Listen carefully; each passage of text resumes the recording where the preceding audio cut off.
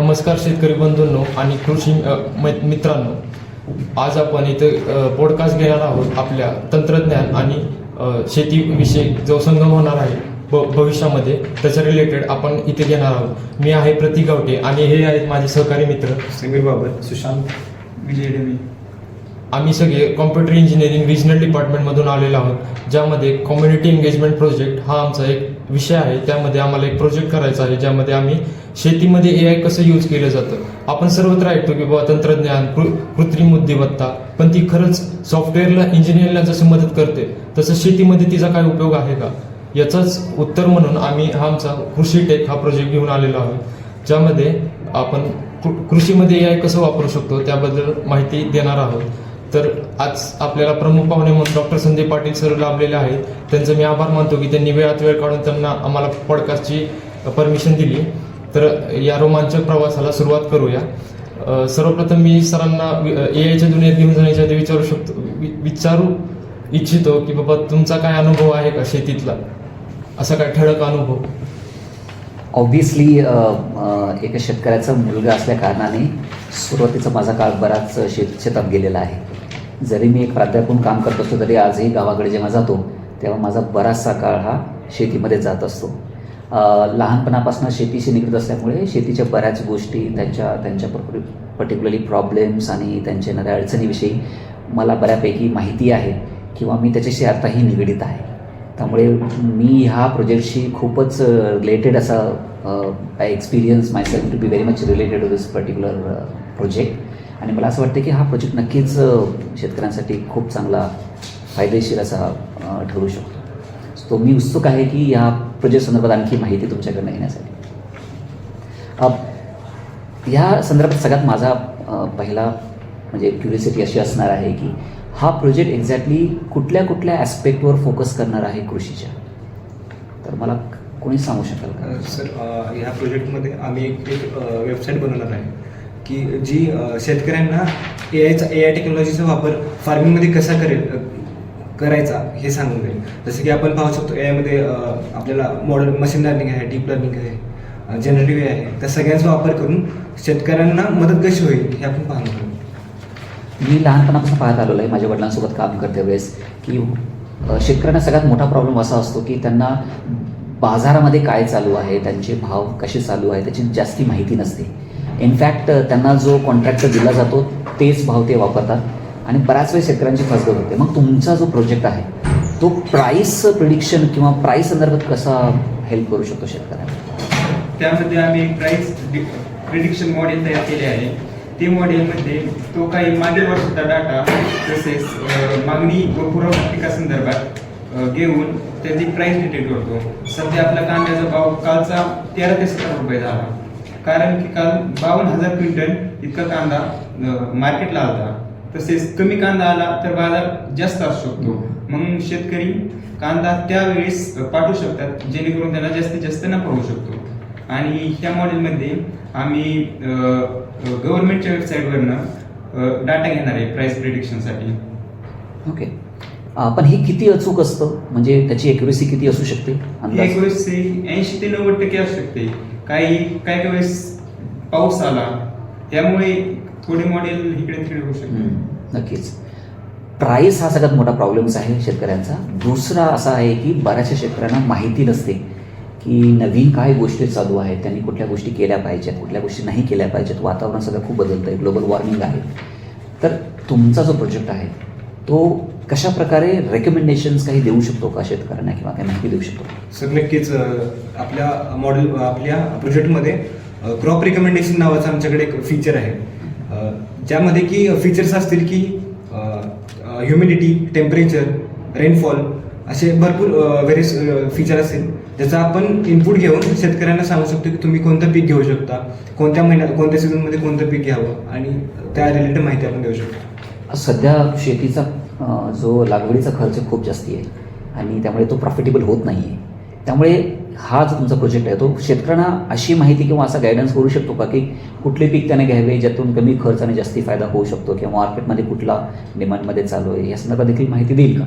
हो सर, कारण की जेव्हा आपण रिकमेंडेशन देतो त्यासोबत आपल्याकडे जे प्राइस मॉडेल आहे, जसं की विजयने सांगितलं की प्राइस प्रेडिक्शन मॉडेल आहे, त्या दोन्हीचं आपण मिक्सर करून आपण त्यांना सांगू शकतो की कोणतं पीक त्यांना नफ्यामध्ये जाईल, कोणत्यामध्ये फायदा होईल किंवा कोणत्यामध्ये तोटा होईल, त्यानुसार आपण त्यांना रेकमेंडेशन देऊ शकतो. नक्कीच.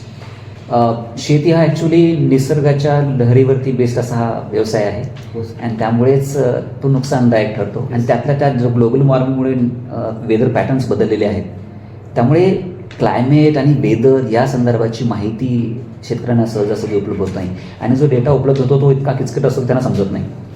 तर तुमच्या प्रोजेक्टमध्ये ह्या ॲस्पेक्टवरती लक्ष दिलेलं आहे का?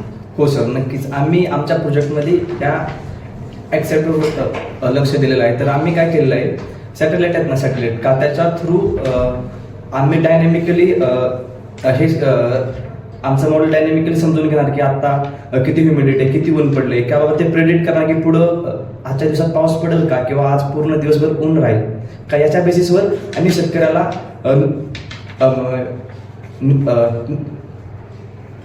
नोटिफिकेशन किंवा मेसेज थ्रू आम्ही सांगणार की बाबा आज काय होणार आहे, की त्यामुळे शेतकरी अवेअर राहणार की आज त्याला काय करायचंय, आज शाळा आणायला भिजवायला पाहिजे की नाही, की बाबा जास्त पाऊस पडला तर अजून जास्त नुकसान होईल, किंवा ऊन पडल्यामुळे आणि एखादं काय नुकसान होते का, हे सुद्धा शेतकऱ्याला समजत.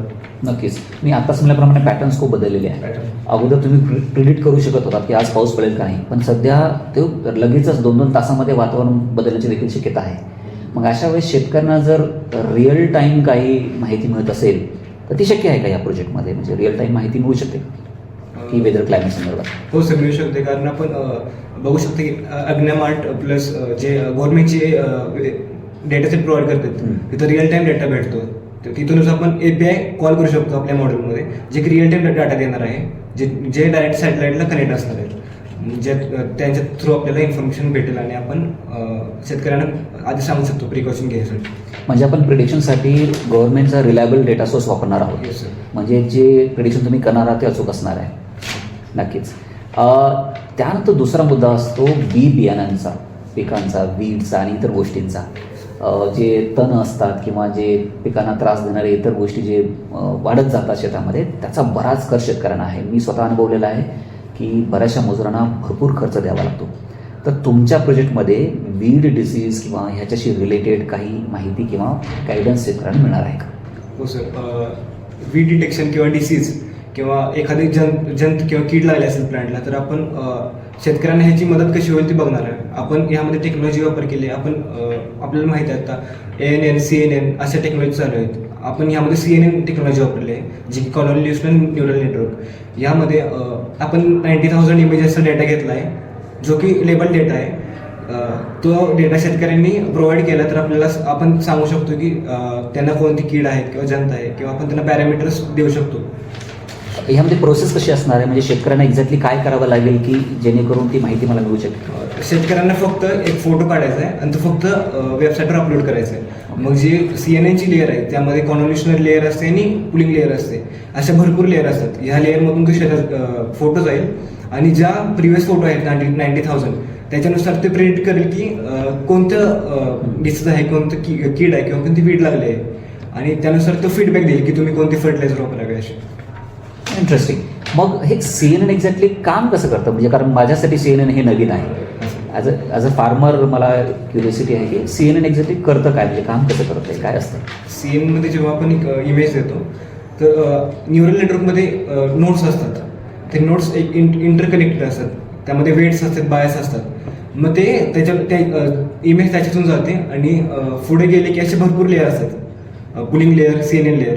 ह्यातून गेले की ती मग ते प्रेडिक्ट करते की प्रिव्हियस डेटा सेटवर ते प्रेडिक्ट करणार की कोणतं कीड आहे वगैरे. मग समजा एखाद्या शेतकऱ्यांना माहिती मिळाली की हे ह्या प्रकारचं कीड आहे, तुमच्या सिस्टमने सांगितलं, मग त्याच्यावर उपचार किंवा उपाय काय करायचे ह्या संदर्भात देखील माहिती मिळणार आहे का, तो शेतकऱ्यांना स्वतः करावं लागणार आहे? नाही, आम्ही सोबत माहिती प्रोव्हाइड करणार आहे, रिकमेंडेशन देणार आहे की तुम्ही कोणते तणनाशक वापरू शकता, ऑर्गॅनिक काय वापरू शकता तुम्ही, किंवा जर एखादी कीड असेल तर त्याला तुम्ही दूर कशी करू शकता, हे सगळं आम्ही प्रोव्हाइड करणार आहे. ओके, म्हणजे उपचार किंवा उपाय देखील ह्यातून मिळणारच आहे. ओके, आणि हे खूपच सोपं असं दिसतंय की फक्त शेतकऱ्यांना फोटो काढून पाठवायचा आहे.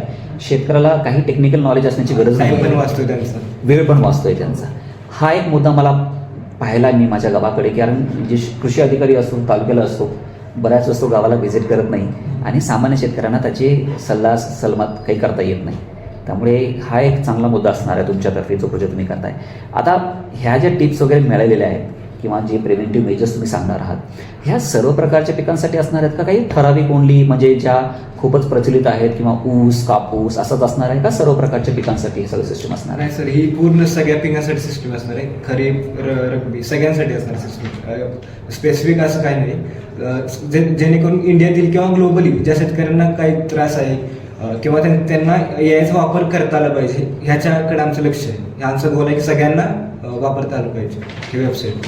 हा एक चांगला मुद्दा आहे, कारण की बरेचसे शेतकरी छोटे शेतकरी आहेत की त्यांची छोटे छोटे क्रॉप्स आहेत, मी की ते शुगरकेन कदाचित ते पिकवत नसतील, कारण त्यांच्याकडे तेवढा एरिया पण नाही आहे, शेती पण नाही आणि तेवढा फंड पण नाही आणि त्यांच्याकडे तेवढी कुवत पण नाही की ते 1-2 वर्ष वाट पाहतील त्यांच्या FRO बिलसाठीच वगैरे सगळं. आता अचानक समजा शेतकऱ्यांना मध्यंतरी काही प्रश्न आला अचानक जो त्याला विचारायचा असेल तुम्हाला वगैरे, मग त्या संदर्भात काय सिस्टम किंवा काय उपाययोजना केलेली आहे एखाद्या शेतकऱ्यांना प्रश्न त्यासाठी विचारायचा असेल? आम्ही चॅटबोट तयार केले आहे. त्यामध्ये आता एखादा शेतकरी असला की त्याला पीक कोणचं घ्यायचं हे पण माहिती नसतं, की कमी क्षेत्रात जास्तीत जास्त उत्पन्न कुठलं पीक देऊ शकतं हे आपण त्या चॅटबोटद्वारे कळू शकतो शेतकऱ्यांना. तसेच एखादं पीक, कांदा हा पीक आहे, त्या पिकाला किती कालावधी लागतो, कुठल्या वेळेला पाणी द्यायचं, ही सर्व माहिती आपण चॅटबोटद्वारे सांगू शकतो. उत्तम. आता माझे स्वतःचे वडील शिक्षित नाही आहेत, जरी थोडा बहुत मोबाईल ते वापरत असले तरी इंग्रजीमध्ये त्यांना चॅट करणे किंवा तुम्हाला प्रश्न विचारणे शक्य होणार नाही आहे, किंवा मोस्ट ऑफ दी फार्मर्सना इंग्रजीमध्ये तुमच्या प्रोजेक्टवर तुमच्या या मॉडेलसोबत डिस्कस करणे अवघड जाणार आहे. मग रिजनल लँग्वेजेस संदर्भात काही विचार केला आहे का? नाही, आम्ही त्यामध्ये मराठी, इंग्लिश, हिंदी या तिन्ही लँग्वेजची व्यवस्था केली आहे. तसेच आम्ही त्यामध्ये इनपुट व्हॉइस सिस्टीम म्हणजे आपण बोलून सुद्धा क्वेश्चन विचारू शकतो त्याला. आणि मला जर शेतकरी म्हणून प्रश्न विचारा असेल, उत्तमच आहे की मराठीमध्ये जर मला प्रश्न विचार करत असेल तर खूपच चांगली गोष्ट आहे, कारण तो I will feel comfortable if I am a farmer, a small farmer isn't it. मग ह्यामध्ये की काही पेस्ट अटॅक्स होतात किंवा मग काही वेदर कंडिशन संदर्भात मला काही सल्लामसलत विचारायचे असेल, कदाचित माझ्या इथला वेदर हा युजल नाही आहे बाकीच्या रिजनप्रमाणे, माझ्याच एरियामध्ये थोडं जास्तीच ह्युमिडिटी असते वगैरे, आणि मला माझा स्पेसिफिक प्रश्न विचारायचा आहे वेदरशी रिलेटेड, किंवा माझा जो पेस्ट आहे माझ्या भागात जो जास्ती सापडतो पिकावरती त्या संदर्भात मला प्रश्न विचारायचा असेल तर तुम्हाला विचारता येऊ शकतो का? हा, येऊ शकतो, कारण आपण ती चॅटबोट हा वेदर प्रिडिक्शन त्याला आपण इंटरकनेक्ट करणार आहे गुगलला, त्यामुळे त्या भागातील ह्युमॅनिटी ही पण आपल्याला कळणार आहे त्याद्वारे. तसेच चॅटबोटमध्ये सरकारी योजना व अनुदाने हे आता बऱ्याचशा शेतकऱ्यांना माहीत नाही. आता प्रधानमंत्री योजना चालली आहे, सर्व शेतकरी याचा लाभ घेत नाहीत, त्यासाठी त्यामध्ये कुठले डॉक्युमेंट लागतात ती सर्व माहिती त्या चॅटबोटद्वारे आपण शेतकऱ्यांना सांगू शकतो. या एक छोटासा प्रश्न मला आता आलेला आहे की तो की AI तुम्ही वापरत आहे आणि तो पिकासंदर्भात सर्व तुमची अनालिसिस करून तुम्हाला माहिती देतो, मग हे करतेवेळेस तो कुठले फॅक्टर एक्झॅक्टली फॉलो करत असतो की ह्या फॅक्टरमध्ये म्हणजे काय ठरवतो की तो हा सल्ला या पिकाच्या संदर्भात दिला पाहिजे, कुठले फॅक्टर्स पिकासंदर्भात तो कन्सिडर करतो सल्ला देण्यासाठी किंवा काय करण्यासाठी? आपण मोस्ट ऑफ दी टाइम पीक असते जमिनीचा सल्ला घेतात, जसं की जमिनीमध्ये नायट्रोजन किती आहे, फॉस्फरस किती आहे, पोटॅशियम किती आहे, हे तर मेन फॅक्टर झाले. प्लस रेनफॉल किती होतो त्या एरियामध्ये, तो एरिया कुठं पडतो, आणि ह्युमिडिटी किती आहे, टेम्परेचर किती आहे, plus previous data, historical data, हे सगळ्या पॅरामीटर्स असतात. ह्या पॅरामीटर्सचा अभ्यास करून आपण मग प्रेडिक्शन देतो. आता एक साधारण प्रश्न, सध्या डिजिटल फ्रॉड्स खूप चालू आहेत आणि शेतकरी हा खूपच असा डिजिटली लिटरेट नसतो, त्यामुळे तो थोडासा अंतर ठेवतो अशा गोष्टी संदर्भात. तर तुमच्या प्रोजेक्टमध्ये तो जो कनेक्ट होणार आहे त्याची जी सिक्युरिटी असणार आहे, प्रायव्हसी असणार आहे, त्या संदर्भात काही योजना केलेल्या आहेत का, उपाययोजना केलेल्या आहेत का? हो सर, आम्ही त्याला ते जो आमचा प्रोजेक्ट आहे त्याला आम्ही ब्लॉकचेनशी जोडणार आहे की त्यामुळे की जो काही पूर्ण डाटा आहे ना शेतकऱ्यांचा तो पूर्ण सिक्युअर राहायला पाहिजे, काय त्यामध्ये अडचण नाही किंवा चुकीचं काय केलं नाही, त्यामुळे त्याला पूर्ण ब्लॉकचेनशी आम्ही जोडणार आहे. आणि ते ब्लॉकचेनला प्रिव्हियस नॉलेज वगैरे सगळं दिलं जाईल की बाबा ते कसं सिक्युअर राहील, आपल्याला ते पूर्ण राहील त्यामध्येच. आणि गुगल साइन इनचं एक ऑप्शन पण असणार आहे, ओके, ज्यामुळे डाटा लीक नाही होणार. स्वतःचा अकाउंट बनवलं. ओके, ग्रेट ग्रेट, उत्तम. म्हणजे थोडक्यात हा जो प्रोजेक्ट दिसतो तो सिरियसली खूपच इंटरेस्टिंग आहे. इंटरेस्टिंग म्हणण्यापेक्षा तो प्रॉब्लेमवरती काम करतो. आणि तो रिलेटेबल प्रॉब्लेम आहे. It's a very common problem आणि सध्या शेतीकडे बघण्याचा दृष्टिकोन तो काही चांगला नाही आहे आणि तो तिथं असणाऱ्या चॅलेंजेसमुळे आणि त्या चॅलेंजेसवरती तुमचा प्रोजेक्ट काम करतो. त्यामुळे मला असं वाटतं आहे की नक्कीच हा प्रोजेक्ट हा शेतकऱ्यांसाठी खूप फायद्याचा असणार आहे आणि मेनली फॉर स्मॉल फार्मर्स की ज्यांचा कमी एरिया आहे शेतीचा आणि छोटे शेतकरी आहेत आणि त्यांना तेवढा त्यांच्याकडे सपोर्ट नाही की ते तालुक्याला जाऊन किंवा एका एक्सपर्टचं मदत घेऊ शकतील. तर तुमचा जो प्रोजेक्ट मला दिसतो तो खूपच इंटरेस्टिंग आणि खूपच युजफुल असं वाटतो आहे. तर मला असं वाटतं आहे की हा प्रोजेक्ट नक्कीच लवकर कंप्लीट झाला पाहिजे आणि तो सर्व शेतकऱ्यांपर्यंत पोहोचला पाहिजे जेणेकरून सर्व शेतकऱ्यांना त्याचा फायदा होईल. तुम्ही ह्या प्रोजेक्ट संदर्भात विचार केला, त्यातल्या त्यात तुम्ही शेतकऱ्यांचा विचार केलात आणि त्यांच्या प्रॉब्लेमला घेऊन एखादा प्रोजेक्ट तयार करण्याचा प्रयत्न केला, त्याबद्दल मी सर्वांचं कौतुक करतो. कारण ही खरंच रूट प्रॉब्लेम आहे आणि ह्या लोकांकडे जास्ती लोकांचं पर्टिक्युलरली डिजिटल जे एक्सपर्ट्स आहेत त्यांचं लक्ष अजून जास्ती जात नाही आहे किंवा तो रेग्युलेशन जो यायला पाहिजे तो येत नाही आहे. पण कदाचित तुमच्या प्रोजेक्टमुळे तो नक्कीच मला असं दिसतं आहे की होऊ शकतो. मला स्वतःला हा प्रोजेक्ट खूप आवडलेला आहे आणि once it is launched I would be very happy to be one of the user of this particular technology and take help of your project so that me as a farmer's son can help my father and obviously help other farmers who are into my connections and networking. So I wish all of you a very best luck and I wish that this project comes through very quickly as soon as possible and it proves to be a great benefit to all the farmers and everything. आणि तुम्ही जी माहिती दिली ती खूप सुंदर माहिती दिलेली आहे आणि ती माहिती देते वेळेस तुम्ही जे इतर कॉज अँड इफेक्ट वगैरे तुम्ही सांगितलेलं आहात ते खूपच सुंदर आहे. त्यामुळे I wish all of you once again the very best luck.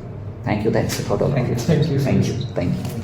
Sir तुम्ही वेळात वेळ काढून तुम्ही आम्हाला संधी दिली की आमची मतं ऐकून घेतली आणि तुमचे सजेशन दिले तर आम्ही खूप तुमचे ऋणी आहोत आणि आम्ही खूप म्हणजे आता आम्हाला खूप भारी वाटतं की तुम्ही पण असं आम्हाला की सजेशन दिले की तुम्ही खूप चांगल्या प्रोजेक्टवर काम करता. So sir thank you. सर तुम्हाला यामध्ये काय सजेशन देतात की आम्ही मला सजेशन एवढंच असणार आहे की डॅशबोर्ड जेवढा साधा सिम्पल आणि फ्रेंडली असेल तर तो शेतकऱ्यांना आणखी सोपं जाईल. माझ्यातर्फे ही एकच तुम्हाला सलामतला असेल. As far as technical things are concern I guess you are doing good already great. So on that part I don't have any suggestion, but if dashboard is a little bit simple and easy to focus then it would be more farmer friendly, nothing else. That's what my. So thanks a lot for this really interesting interaction. Thank you.